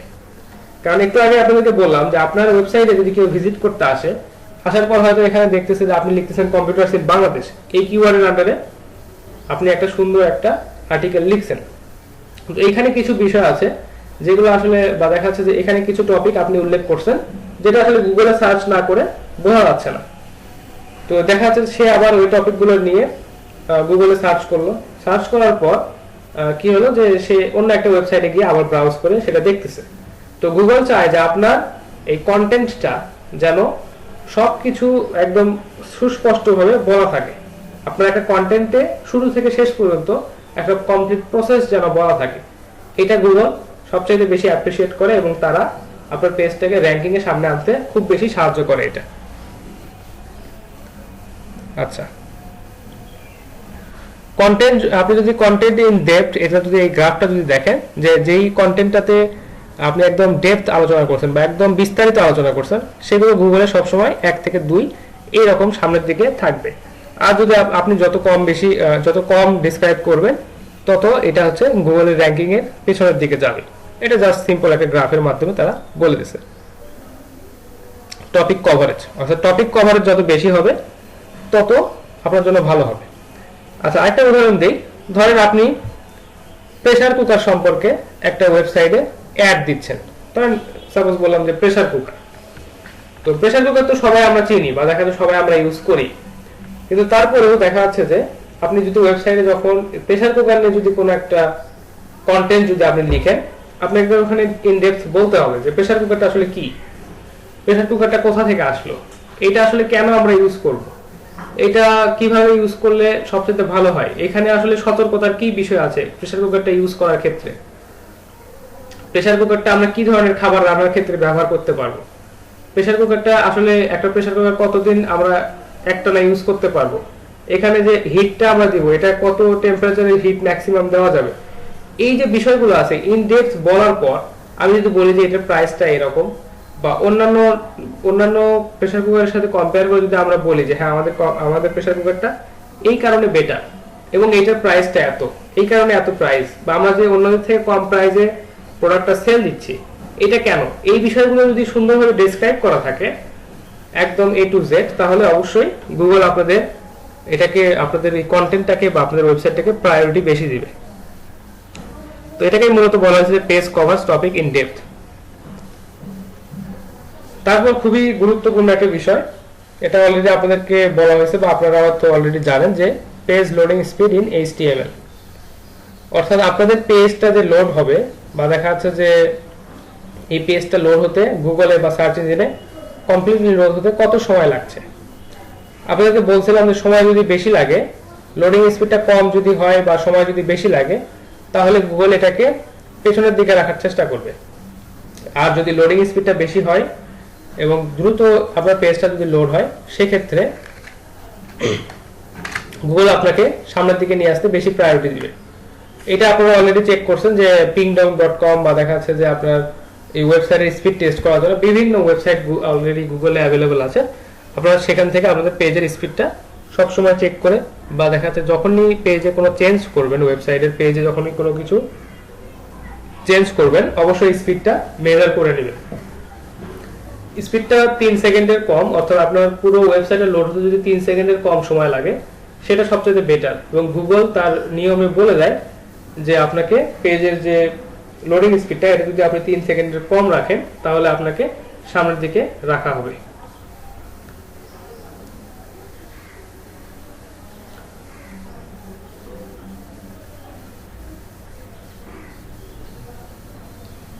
আচ্ছা, পেজ লোডিং স্পিড ভায়া ক্রোম, এটা যেটা বলছে যে ক্রোম ব্রাউজারে আসলে কি আপনার লোডিং স্পিডটা কেমন এটাকেও আপনাকে মেজার করতে হবে।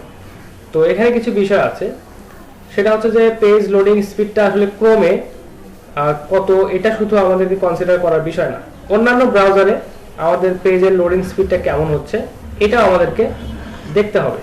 আর আপনারা তো সবাই জানেন যে গুগল ক্রোমটা হচ্ছে যে গুগলের একটা প্রোডাক্ট। তো আপনার প্রোডাক্টে বা দেখা যাচ্ছে যে গুগলের প্রোডাক্টে আমাদের পেজটা যদি ভালোভাবে লোড হয়, অর্থাৎ আমরা যদি আমাদের পেজটাকে গুগল ক্রোমের অনুসারে যদি গড়ে তুলি, তাহলে অবশ্যই গুগল আমাদেরকে সামনের দিকে রাখবে বা আমাদেরকে বেশি প্রায়োরিটি দিবে। বিষয়টা কি বুঝতে পারলেন আপনারা? যে গুগলের যে প্রোডাক্ট অর্থাৎ গুগল ক্রোম, এইটার উপযোগী করে যদি আমরা আমাদের ওয়েবসাইটে গড়ে তুলি, তাহলে অবশ্যই গুগল আমাদেরকে বেশি প্রায়োরিটি দিবে, কারণ আমরা তাদের একটা প্রোডাক্টের অনুযায়ী বা দেখা যাচ্ছে প্রোডাক্টের যে চাহিদা সেই অনুযায়ী আমরা আমাদের সাইটটাকে ক্রিয়েট করতেছি। তো এতে করে যদি আমাদের সাইটটাতে যদি ভালো কোনো কন্টেন্ট থাকে, তাহলে গুগল ক্রোমের ইউজারটাও বাড়বে, বা গুগল ক্রোমে যদি তারা ভালো ইন্টারফেস পায় বা ভালো ফ্লেক্সিবিলিটি পায়, তাহলে অবশ্যই তারা গুগল ক্রোমটাতে বেশি ইউজ করার চেষ্টা করবে। তো গুগল অবশ্যই তখন আপনাকে বা আপনার ওয়েবসাইটটাকে সামনের দিকে নিয়ে আসতে আপনাকে হেল্প করবে।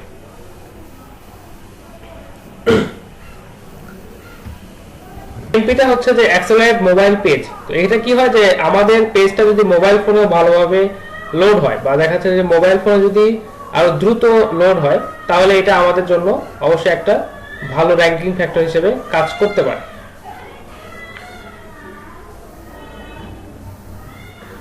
আচ্ছা, তো আমরা একটা বিষয় যখন অফ পেজ এসে যখন আমরা আলোচনা করছিলাম, আমরা বলছিলাম যে আমাদের সাইটটা যদি মোবাইল ফোনে যদি সবচাইতে বেশি কমফোর্টেবল হয় বা দেখা যাচ্ছে মোবাইল ফোনে যদি আমাদের সাইটটা খুব ভালোভাবে আপলোড বা লোড হয় বা দেখা যাচ্ছে মোবাইল ফোন থেকে যদি আমরা ভালোভাবে ব্রাউজ করতে পারি, গুগল অবশ্যই এটাকে র্যাঙ্কিং ফ্যাক্টর হিসেবে দেখে।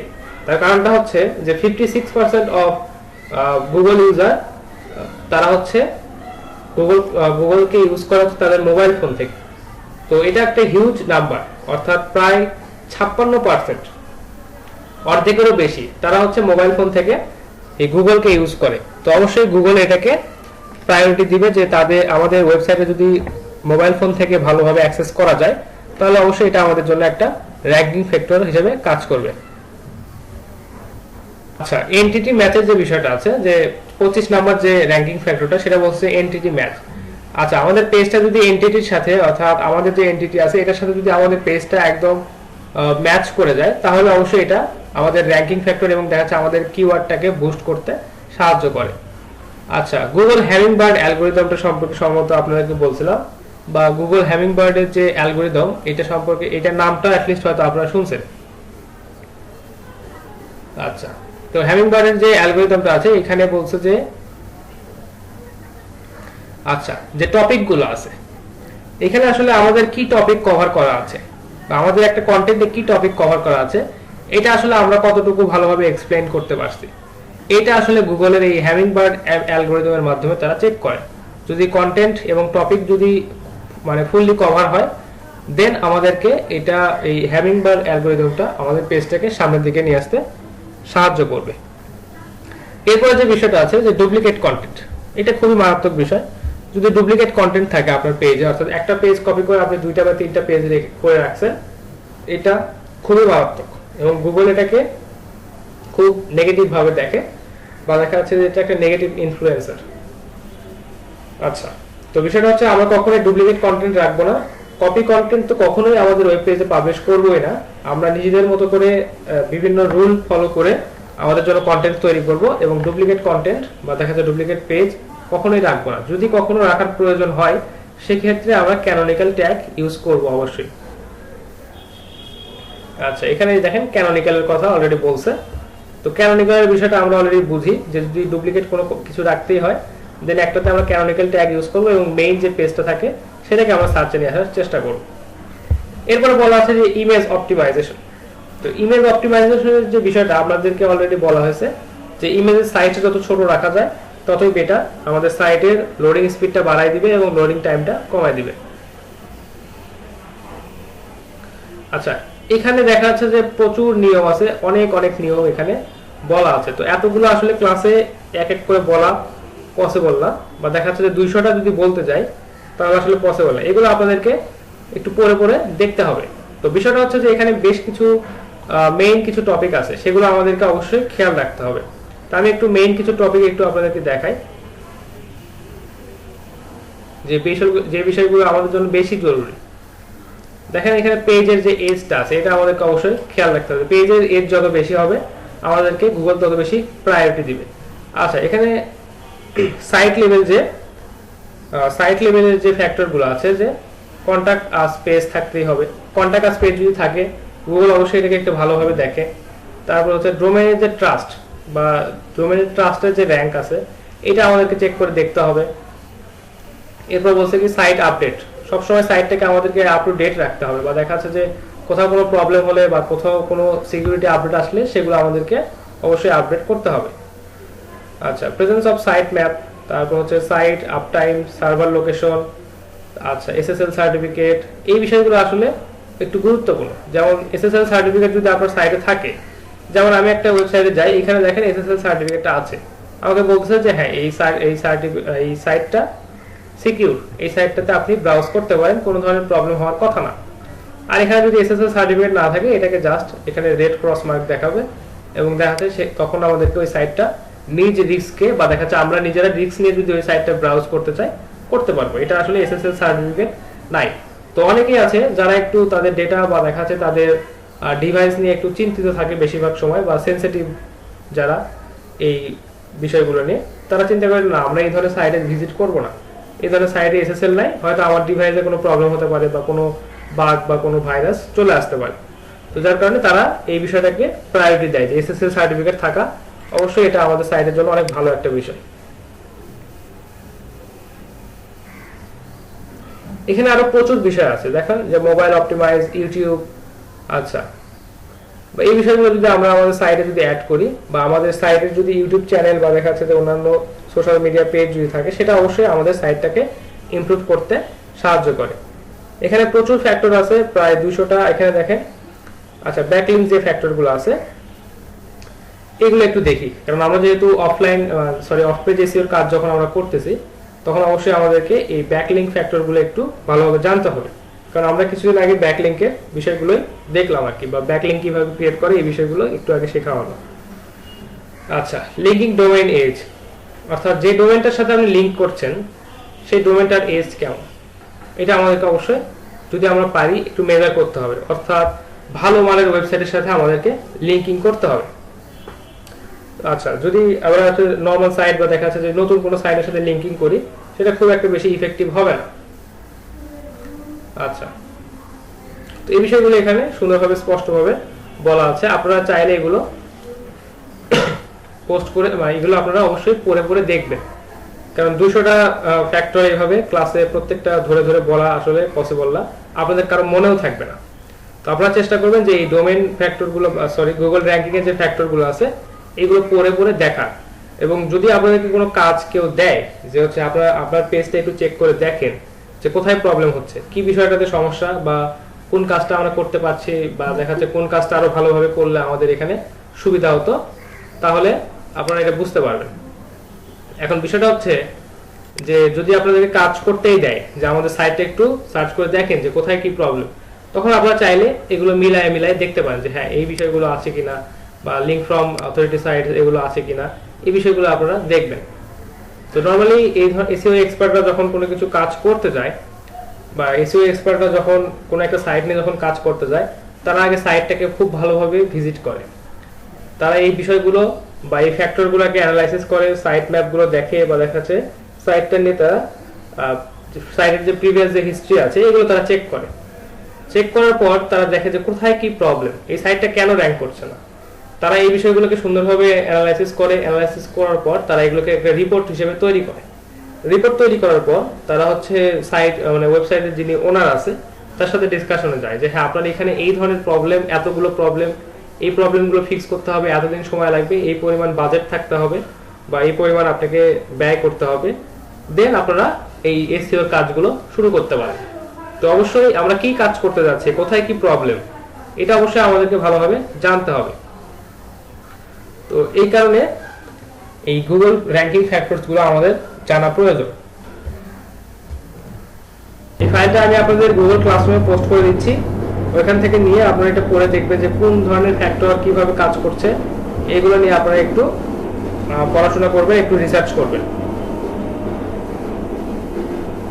হ্যাঁ, ফ্যাক্টর নিয়ে মোটামুটি আলোচনা হলো। তো ফ্যাক্টরের যে বিষয়গুলো আছে আপনারা একটু যখন এই বিষয়গুলো অ্যাপ্লাই করবেন তখন প্রত্যেকটা ফ্যাক্টর মিলাই কোন একটা ওয়েবসাইটকে চেক করার চেষ্টা করবেন যে একটা ওয়েবসাইটকে টার্গেট প্র্যাকটিক্যালি করতে হবে আসলে, না হলে হ্যাঁ সেফটি আসলে কাজ করা যাবে না। সেটাই, না হলে আপনি 208টা বা 209টা ফ্যাক্টর পড়ে বসে থাকলেন, মুখস্থ করলেন, কিন্তু আসলে কোনো কাজ হবে না। সেটাই, তো আপনার যে কাজটা করতে হবে প্রত্যেকটা ফ্যাক্টরকে আপনি পয়েন্ট আউট করবেন, করে একটা ওয়েবসাইটকে টার্গেট করে ওই ফ্যাক্টরগুলো ওই ওয়েবসাইটের সাথে মিলাবেন। প্রথমে চিন্তা করবেন যে একটা ভালো মানের একটা ওয়েবসাইট, অর্থাৎ যেটা গুগল র্যাঙ্কে প্রথমে আছে সেই ধরনের একটা ওয়েবসাইটকে আপনি চেক করার চেষ্টা করবেন। তো তাহলে দেখবেন যে অনেক কিছু মিলে যাচ্ছে এবং আপনি ওই আর্টিকেলটা পড়ার বা দেখা যাচ্ছে যে ওই 209টা আপনার হচ্ছে ফ্যাক্টর পড়ার আপনি একটা এনার্জি পেয়ে যাবেন যে হ্যাঁ এখানে যেটা দেখতেছি এটা এখানে মিলে যাচ্ছে, তখন আপনি পড়তে আগ্রহী হবেন। এর পরবর্তীতে যেটা কাজ করবেন যে একটা দেখবেন যে গুগল রেজাল্টের অনেক দূরে আছে এই ধরনের একটা পেজ বা একটা ওয়েবসাইট নিয়ে একটু অ্যানালাইসিস করে দেখবেন যে কম্পেয়ার করে দেখবেন ওইখানে অনেক বিষয় মিসিং আছে এবং এই ফ্যাক্টরগুলো মিসিং থাকার কারণেই ওই পেজটা কিন্তু গুগল সার্চ থেকে অনেক দূরে আছে বা একদম দেখাচ্ছে লাস্ট পেজে আছে বা 300-400তম রেজাল্টে তাকে দেখাচ্ছে। তো এই বিষয়টা আমাদেরকে একটু নিজেরা প্র্যাকটিস করে দেখতে হবে। আচ্ছা, তো আমি একটা বিষয় একটু বলি যে যখনই আমরা কোনো সাইট ডেভেলপ করব বা যখনই কোনো বিষয় বা কোনো কাজ আমরা যখন করব আমাদেরকে আমাদের নিশটাকে অর্থাৎ আমাদের যে টার্গেট বা আমাদের যে ফোকাস এটাকে আগে ফিক্স করতে হবে। আচ্ছা, তো এটা আমরা কিভাবে ফিক্স করব, এটার কিছু বিষয় আছে যে আমরা যে একটা ওয়েবসাইট বানাচ্ছি বা আমরা যে একটা ওয়েবসাইট ক্রিয়েট করব বা আমরা যে কোনো কাজে যদি একটা ওয়েবসাইট আমরা নিজেদের জন্য বানাই বা কোনো কোম্পানির জন্য বানাই, দেন আমাদেরকে তাদের নিশ এবং তাদের ফোকাস এই দুটো বিষয় জানতে হবে। অর্থাৎ তারা আসলে কি চাচ্ছে, তাদের লক্ষ্যটা কি, তারা কি ধরনের কাজ এখানে করতে চায়। তো এটা তাদের সাথে বা ক্লায়েন্টের সাথে কথা বলে তাদের যে টার্গেট বা তারা যেভাবে এগোতে চাচ্ছে এটা আপনাকে বুঝতে হবে। দেন তারা কিভাবে এসইও করলে ওই টার্গেটটা অ্যাচিভ করতে পারবে এই বিষয়টা আপনাকে বুঝতে হবে। আর এটার জন্য আপনাকে ফ্যাক্টর অ্যানালাইসিস করতে হবে। ফ্যাক্টর অ্যানালাইসিসের পাশাপাশি অফ পেজ এসইও করতে হবে। অন পেজ এসইওতে যদি কোনো প্রবলেম থাকে ডেভেলপারকে বলতে হবে, বা যদি ডিজাইনে কোনো প্রবলেম থাকে সেগুলো ডেভেলপারকে দিয়ে সারায় নিতে হবে। যদি এখানে ইমেজের কোনো ইস্যু থাকে ইমেজের সাইজগুলোকে রিডিউস করে নিতে হবে। কন্টেন্ট রাইটারকে অবশ্যই বলতে হবে যে আপনি এই বিষয়গুলো ফোকাস করে কন্টেন্ট লেখার চেষ্টা করেন। এখানে যে বারবার কিওয়ার্ড দিবেন কন্টেন্ট যে অনেক ভালো হয়ে যাবে তা কিন্তু না। তো বিষয়গুলো একদম পারফেক্টলি যদি আপনারা হ্যান্ডেল করতে পারেন একটা টিম হয়ে, ডিজাইন থেকে শুরু করে এসইও বা দেখা যাচ্ছে যে কন্টেন্ট রাইটিং বা রেগুলার কন্টেন্ট আপডেট এই ধরনের বিষয়গুলো যদি আপনারা একদম পারফেক্টলি হ্যান্ডেল করতে পারেন তাহলে আপনার ওয়েবসাইটটা সামনের দিকে আসবে। আচ্ছা, আপনাদেরকে র্যাঙ্কিং ফ্যাক্টরের সময় একটা বিষয় বলা হয়েছিল এরকম যে একদম 100% মিলে যায় আপনার নামের সাথে বা দেখা যাচ্ছে যে একদম দেখা যাচ্ছে কম্পিউটার এই যে ডোমেইনটা একদম দেখা যাচ্ছে আপনার কিওয়ার্ডের সাথে 100% ম্যাচ, এই ধরনের কিওয়ার্ড আসলে না নেওয়ার জন্য বলা হয়েছে। তো এর কারণটা কি, এই কারণটা একটু ব্যাখ্যা করি। যদি একদম 100% মিলে যায় এই ধরনের কিওয়ার্ড এবং দেখা যাচ্ছে এই ধরনের ডোমেইন যদি আপনি নেন যেগুলোর আসলে চাহিদা অনেক বেশি, হয়তো আপনি অনেক টাকা খরচ করে নিলেন কিন্তু বিষয়টা হচ্ছে এই সাইটগুলো র্যাঙ্ক করতে আপনার অনেক কষ্ট হবে। আপনারা একটা জিনিস চিন্তা করেন যে আপনারা যখন ব্যাকলিংক ক্রিয়েট করলেন, আমরা তো কোনো ক্লায়েন্টের জন্য কাজ করি না, যখন আমরা ব্যাকলিংক ক্রিয়েট করা প্র্যাকটিস করলাম বা যখন আমরা ব্যাকলিংক সাবমিশন বা লিঙ্ক বিল্ডিং এর কাজ যখন করলাম তখন তো কেউ আমাদেরকে কোনো লিঙ্ক দেয় নাই। আমরা বিভিন্ন ওয়েবসাইট থেকে একটা করে লিঙ্ক নিয়ে জাস্ট প্র্যাকটিস করছি যে ঠিক আছে তাদের ওয়েবসাইটে আমরা একটু ব্যাকলিংক করে দেখি যে আমরা এটা পারি কিনা, বা কোথাও থেকে একটা লিঙ্ক নিয়ে আমরা একটা প্রোফাইলে হোক বা সোশ্যাল বুকমার্কিং এর মাধ্যমে হোক বা বিভিন্ন ভাবে আমরা এটাকে ব্যাকলিংক ক্রিয়েট করার চেষ্টা করছি। তো আমরা সবসময় চেষ্টা করছি যে হাই ডিএ হাই পিএ এবং যেগুলো আপনার হচ্ছে সার্চ ভলিউম অনেক বেশি এই ধরনের সাইটগুলোতে আমরা আমাদের ব্যাকলিংকগুলো ক্রিয়েট করব, বা এই ধরনের সাইটগুলোর সাথে আমরা আমাদের ব্যাকলিংক ক্রিয়েট করার চেষ্টা করব।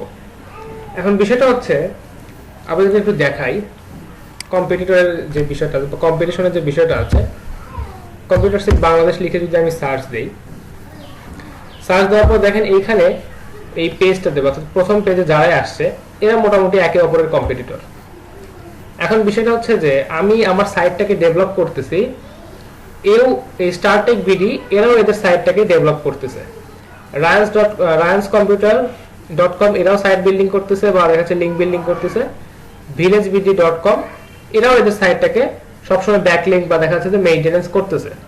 এখন বিষয় হচ্ছে এইখানে দুই ধরনের অ্যাপ্রোচ থাকতে পারে, একটা হচ্ছে পজিটিভ অ্যাপ্রোচ, একটা হচ্ছে নেগেটিভ অ্যাপ্রোচ। এখন কেউ কি করে যে কেউ একটা কাজ করে যে অন্যকে পেছনে ফেলে, অর্থাৎ অন্যের ক্ষতি করে তাকে পেছনে ফেলে কেউ একজন সামনে যায়, আবার কেউ চেষ্টা করে যে তার থেকে অনেক ভালো কাজ করে অনেক ভালোভাবে আমার সাইটটাকে ডেভেলপ করে আমি একদম পজিটিভ ওয়েতে সামনে যাব। তো এখানে দুইটা বিষয় কাজ করে, একটা হচ্ছে পজিটিভ থিঙ্কিং, একটা হচ্ছে নেগেটিভ থিঙ্কিং। একটা বিষয় যদি বলি যে হয়তো একটা রেস হচ্ছে, রেসটাতে ধরেন যে শফিকুল ইসলাম এবং রিয়াজুল ইসলাম এরা দুজন হচ্ছে রেসটাতে অংশগ্রহণ করছে। এখন রিয়াজুল ইসলামের ইন্টেনশনটা হচ্ছে যে আমি দ্রুত দৌড়ে এই রেসটাতে সামনের দিকে চলে যাব, আর শফিকুল হয়তো ভাবতেছে যে আমি হচ্ছে রিয়াজুল ইসলামকে ফেলে দিয়ে আমি সামনে চলে যাব। এই যে ধরেন যে পজিটিভ এবং নেগেটিভ একটা ইন্টেনশন, এটা আসলে আমি শফিকুল বা দেখা যাচ্ছে রিয়াজুলকে বিন করে বলতেছি না, আমি জাস্ট একটা উদাহরণ হিসেবে বললাম। তো এটা আবার কেউ পার্সোনালি নিয়েন না।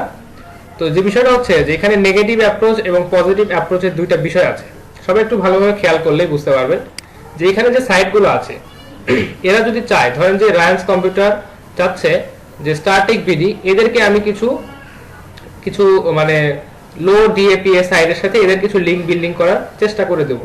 দেখা যায় কেউ হয়তো এদের লিঙ্কটা এখান থেকে কপি করে নিয়ে বিভিন্ন স্প্যামিং সাইট বা দেখা যাচ্ছে বিভিন্ন জায়গায় গিয়ে পোস্ট করে দিল। তো গুগল কিন্তু ওই সাইটের থ্রুতে এই স্টারটেক বিডিতে কিন্তু চলে আসবে। বিষয়টা কি বুঝতে পারলেন আপনারা? যখন দেখবে যে নেগেটিভ একটা ইমপ্যাক্ট তার সাইটে পড়ছে, তখন গুগল অবশ্যই স্টারটেক বিডিকে পেছনের দিকে নেওয়ার চেষ্টা করবে। আচ্ছা, বিষয়টা কি বুঝতে পারছেন?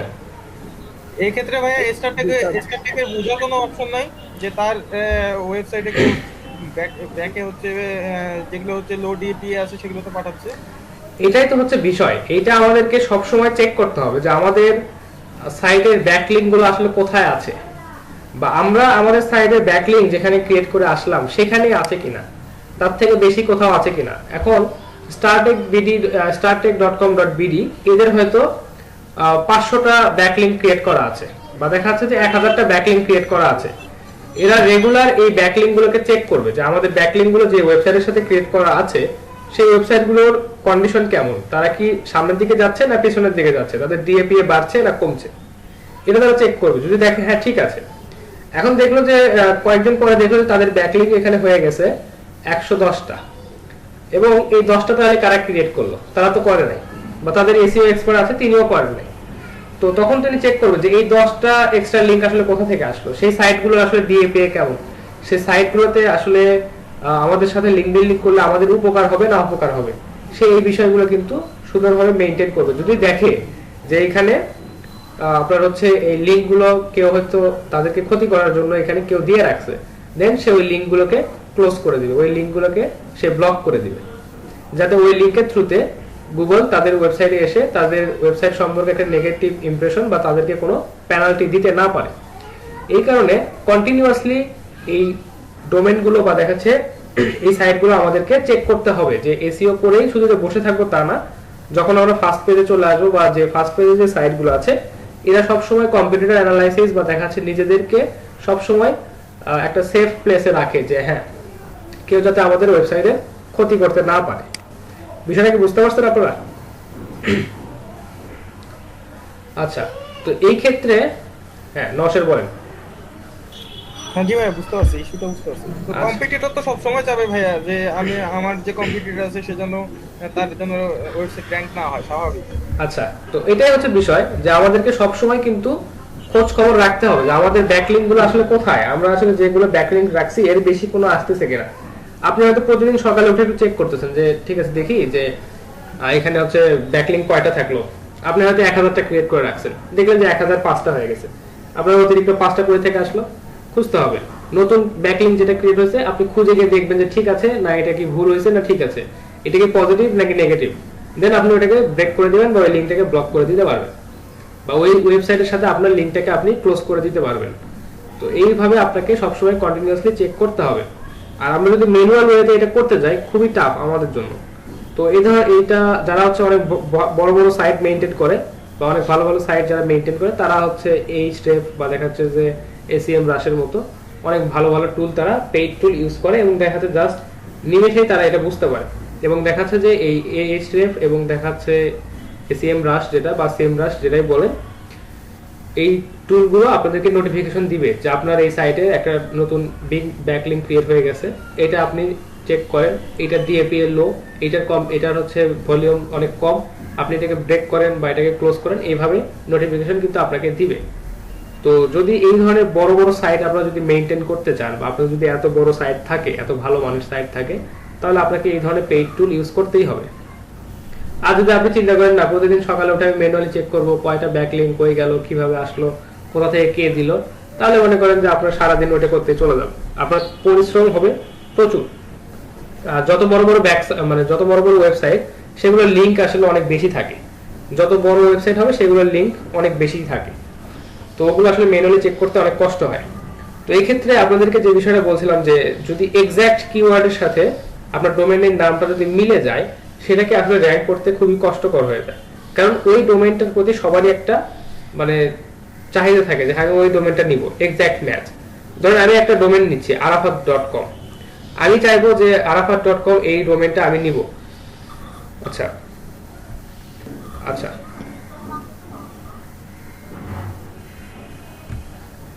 আচ্ছা তো বিষয়টা হচ্ছে যেটা যে যদি এক্সাক্ট ম্যাচ কিওয়ার্ডের সাথে আপনি যদি ডোমেইনটা নেন, যেমন আমি যদি একটা ডোমেইন নিতে চাই যে আমার পোর্টফোলিও বা দেখাচ্ছে যে আমার কোনো ব্যক্তিগত কাজের জন্য বা আমার কাজের জন্য আমি একটা ডোমেইন ইউজ করব যেটার নাম হবে arafat.com। তো আরাফাত নামের দেখাচ্ছে যে সারা বাংলাদেশে অনেক আছে।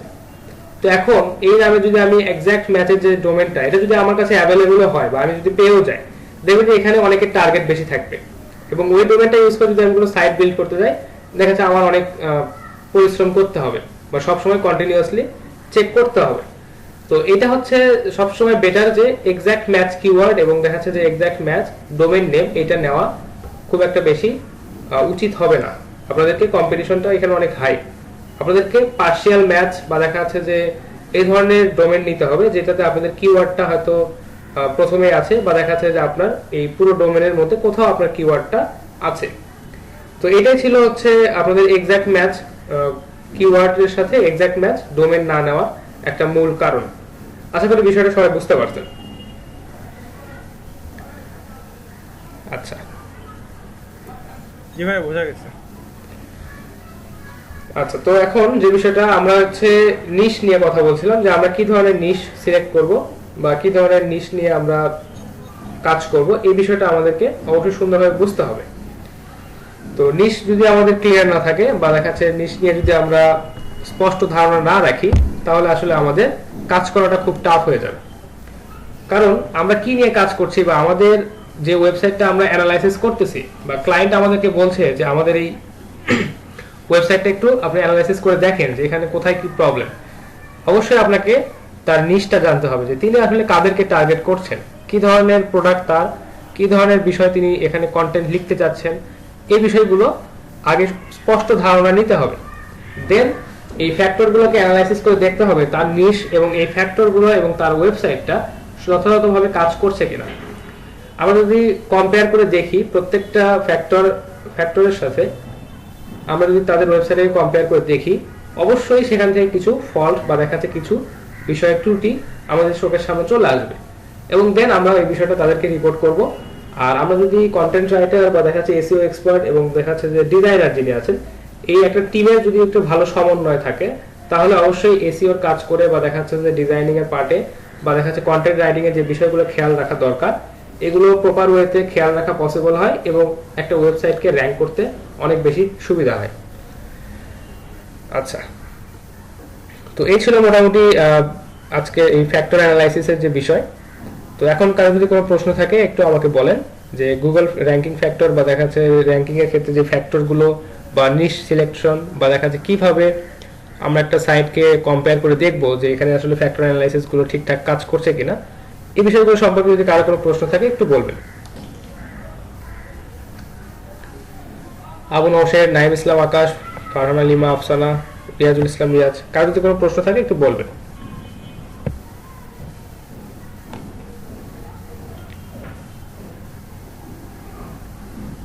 আচ্ছা, মৌনতা সম্মতির লক্ষণ, তাহলে বুঝে গেলাম যে কারো কোনো প্রশ্ন নাই।